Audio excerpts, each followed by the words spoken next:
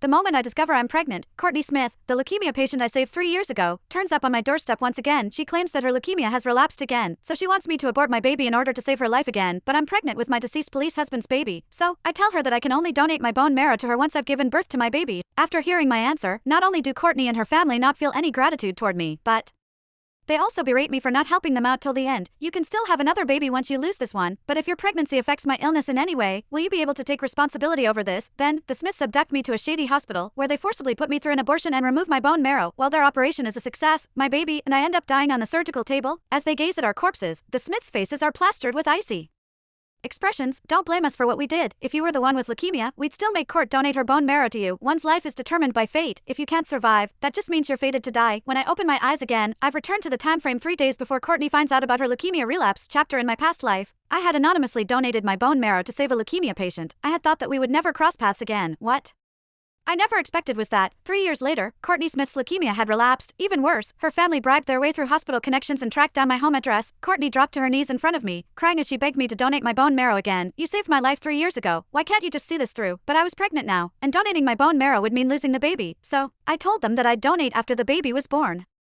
However, the Smith family turned on me instantly. Isabella Carter, you can always have another child, but if Courtney's condition worsens because of your pregnancy, can you really take responsibility for that? They lashed out without restraint. Courtney even went as far as to say that I was carrying a fatherless child and that it would be better if I got rid of it. Her words snapped the last of my restraint. In a fit of rage, I threw them all out of my house. Later, the Smiths sued me, accusing me of refusing to save Courtney's life. Even after losing the case, they refused to let it go. Instead, they abducted me and took me to an illegal clinic, where they forcibly extracted my bone marrow. The transplant was a success, but my baby died during the operation. As I lay there, barely alive, I could see the indifference and faint concern on their faces. Don't blame us. If you were the one with leukemia, we would have made Courtney donate for you, too, when a life is on the line.